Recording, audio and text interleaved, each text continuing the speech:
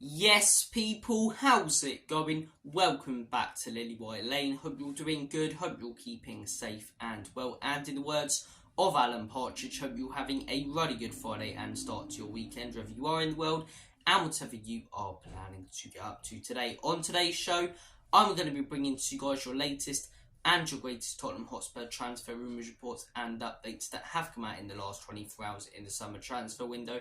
And I want to start things off by talking about strikers. Now, over the last week, I've ranted and raved about how Tottenham Hotspur need a striker, how I personally believe that Richarlison isn't good enough. And we've been linked with a fair few over the last week. We've been linked with Jonathan David, good striker. Personally, I'd be interested in that one. We've been linked with Pepe from Porto, good striker, but 100 million for me is a stupid amount of money.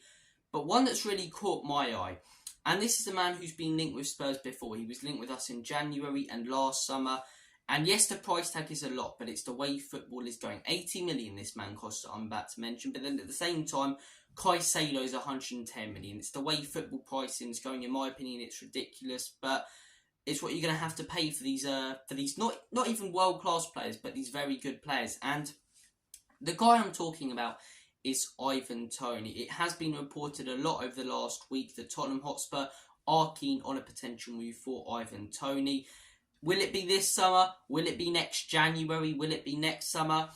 I think you've got to go in for him now if you're going to go in for Ivan Toney. Yes, 80 million is a lot, but what did he score last season? 20 goals, and he missed the last few games. The guy is a prolific goal scorer. He gets involved. He is exactly what we need in this Ange Postecoglou team. He doesn't make it the Ivan Toney show, which, no disrespect to Harry Kane, he had to at Tottenham Hotspur because the rest of the team weren't pulling their weight, but it was the Harry Kane show. It was a lot of the time pass the ball to Kane and let him work the magic. No, this guy has worked so well in that Thomas Frank system where it's all about getting everyone to score. Like I say, he's a prolific goal scorer, 20 plus goals last season. That's a silly amount, especially for a team that are mid-table, right? And that's no disrespect to Brentford, but 20 goal plus players, you almost always expect them to be in a big six or a Manchester City or a Tottenham or a Chelsea or an Arsenal or someone like that. To get 20 plus goals in a Brentford shirt, it's a fantastic achievement. He did it in the Championship. He's done it just the same in the Premier League. I really rate this guy.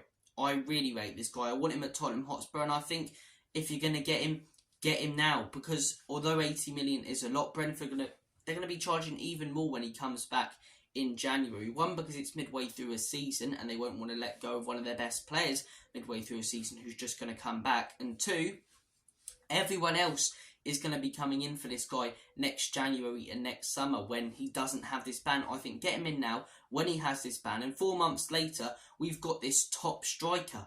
I genuinely believe he's better than a lot of other strikers in the Premier League. I believe he's better than Jesus as a striker, and I know Arsenal fans are going to lose their heads at that, but as a striker, he's better than Jesus, he's better than Nketiah. That's both of Arsenal's forwards. In my opinion, you know, you're looking at that Chelsea team. Who have they got up top? Nicholas Jackson, he's better than him in my opinion, and Kunku. I'd argue in the Premier League he's more proven right now.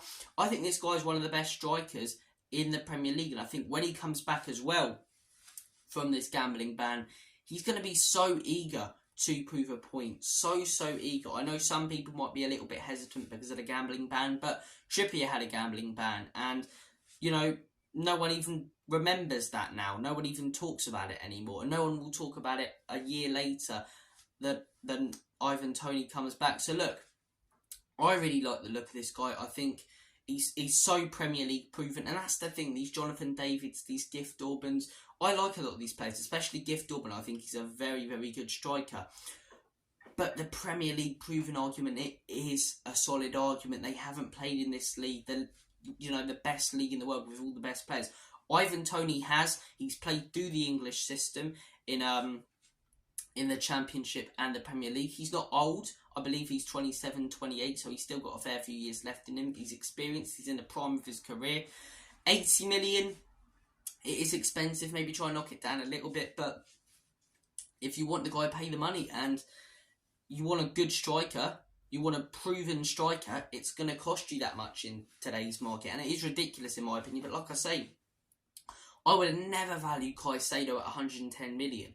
I think that's mental. I think he's a good player, don't get me wrong, but 110 million player. about 3 years ago, an 110 million player would only be the best of the best, would only be the Ronaldos, the Messis, the Benzemas in their prime. Now a player like Caicedo is 110 million. A player like Lavia, who's in the Championship, is 60 million. Prices are so...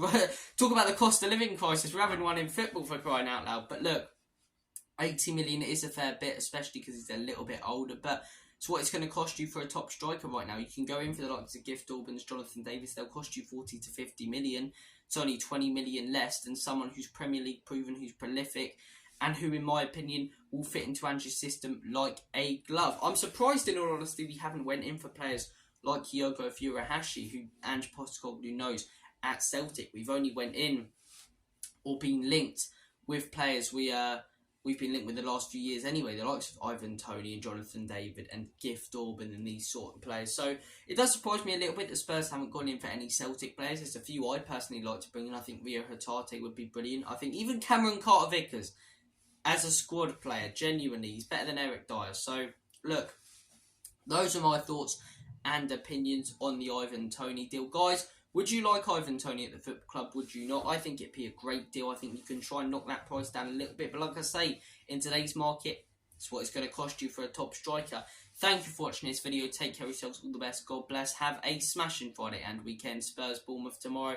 Bloody buzzing for that. Take care of yourselves. All the best. And as always, come on you Spurs. In Conte we trust. Bloody...